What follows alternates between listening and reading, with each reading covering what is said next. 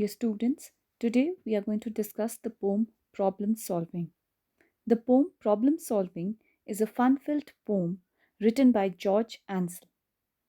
The poem describes how a boy named Jack cunningly forces his teacher to solve a particular problem. Jack the child in the poem does not want to work on the problem on his own, maybe because he was lazy to work on the abacus. The poem also describes Jack to be confident and clever, as he was solving the problem in his mind and was continuously giving the wrong answer. Jack's cleverness got him to get the answer from his teacher. The poem explains that it is important to be confident, clever, and independent, and to have problem solving abilities so that you can handle small as well as big problems in your lives. Now we will go to the detailed explanation of the poem. We'll start with the first stanza. I think I've got the answer, miss. The answer's 41. The answer's nothing like it, Jack. Just show me what you've done. In the first stanza, we are introduced with the two characters of the poem, that is, Jack and the teacher. As we read the poem, we come to know that Jack is a very naughty child and the poem is set up in a classroom.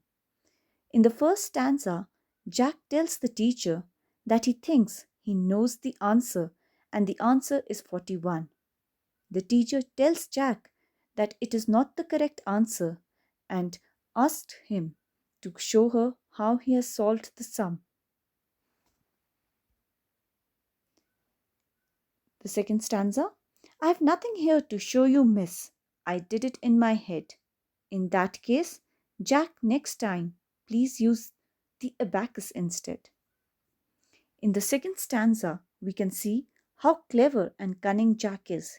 He says that he has nothing to show the teacher because he has done the calculations in his head, which means that he has done the calculations orally, or you can say mentally, and has not solved it in his notebook like we usually do in our class. Now the teacher tells him that the next time he solves a sum, he should use the abacus.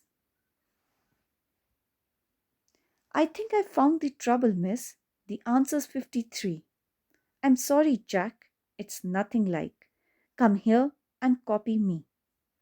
In this stanza, Jack says that this time he has definitely solved the sum and the answer is 53.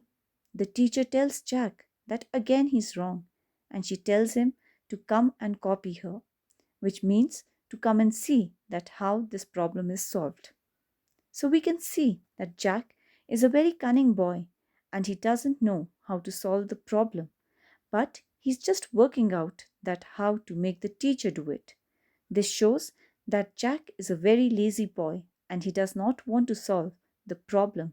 So here we see how Jack is manipulating his teacher and how he wants that the teacher thinks that Jack is not able to solve the sum and she does it for him. The next day, Jack was talking with his dad and with his mum. So, Jack, they said, did you find out the answer to that sum?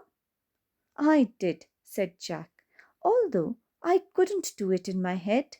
I found a way to get Miss Clark to work it out instead. The next day, when Jack's parents asked him that was he able to find out the solution to the sum, Jack told them that no, he wasn't. But he did find a solution, but it was not on his own because he was not able to solve the problem in his mind. Jack said that he found a way to make the teacher solve the sum for him. That's all for this poem. Thank you.